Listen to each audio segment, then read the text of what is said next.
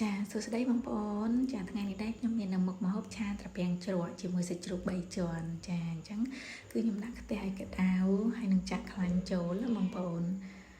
ចាឃើញតែខ្លាញ់របស់យើងក្តៅហើយខ្ញុំចាក់ជាមួយនឹងខ្ទឹមសដែលចិញ្ច្រាំនឹងចូលក្នុងខ្ទះចាហើយកូរបែបនេះបងប្អូនដើម្បីឲ្យខ្ទឹមសរបស់យើងនឹងឡើងក្រហមបន្តិចចានៅពេលដែលខ្ទឹមសរបស់យើងក្រហមល្អហើយខ្ញុំចាក់ជាមួយនឹងសាច់ជ្រូក3ជាន់ចូលបងប្អូនចាហើយខ្ញុំកូរបែបនេះយើងកូរឲ្យសាច់ជ្រូកនឹងជាមួយនឹងខ្ទឹមនឹងចូលគ្នាអញ្ចឹងណាបងប្អូនចាខ្ញុំកូរចុះកូរឡើងបែបនេះចានឹងទុកបន្តិចដើម្បីសាច់ជ្រូករបស់យើងរាងឆ្អិនល្អហើយខ្ញុំមានបន្ថែមជាមួយនឹងម្សៅស៊ុបនិងរ៉ូឌីតែបន្តិចទេបងប្អូនដោយសារខ្ញុំមិនបានប្រើអំបិលនិងទឹកត្រីទេបងប្អូនព្រោះត្រពាំងជ្រក់របស់យើងគឺមានជាតិប្រៃនៅក្នុងនឹងហើយអញ្ចឹងយើងមិនចាំបាច់ដាក់ទេចាឃើញតែសាច់របស់យើងរាងក្រហមល្អហើយខ្ញុំក៏បន្ថែមស្ករត្នោតណាបងប្អូនចាខ្ញុំបន្ថែមជាមួយនឹងស្ករត្នោតហ្នឹងដើម្បីឆារបស់យើងកាន់តែឈ្ងុយឆ្ងាញ់ណាបងប្អូនចាហើយនឹងកូរឲ្យសព្វសាច់របស់យើង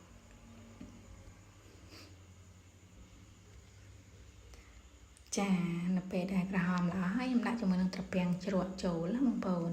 ចាហើយសម្រាប់ត្រពាំងនេះដែរគឺនឹងខ្ញុំត្រាំទឹកហើយនឹងលាងសម្រស់ទឹកឲ្យបានស្អាតណាបងប្អូនចា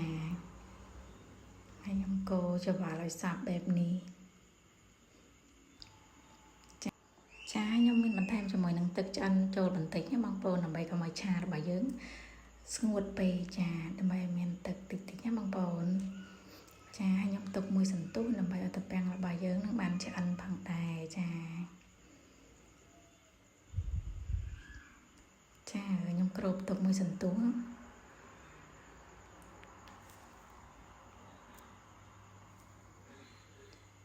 ចាឃើញថាត្រពាំងរបស់យើងក៏ឆ្អិនហើយបងប្អូនអញ្ចឹងពេលខ្ញុំបើកហើយកូរបន្ថែមទៀត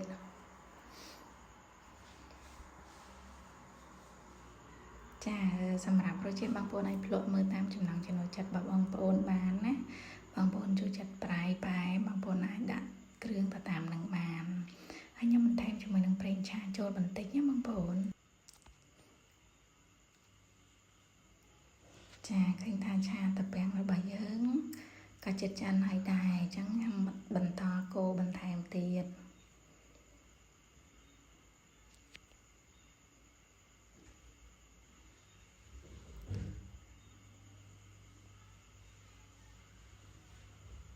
ចានៅពេលដែលខ្ញុំភ្លក់មើលទៅរៀង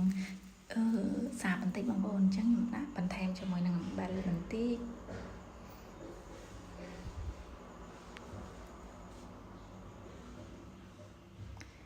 ចាខ្ញុំធ្វើការកូរបែបនេះរហូតដល់តែត្រពាំងរបស់យើងឆ្អិនចានឹងចុងក្រោយខ្ញុំបន្ថែមជាមួយនឹងស្លឹកខ្ទឹមចូលបងប្អូន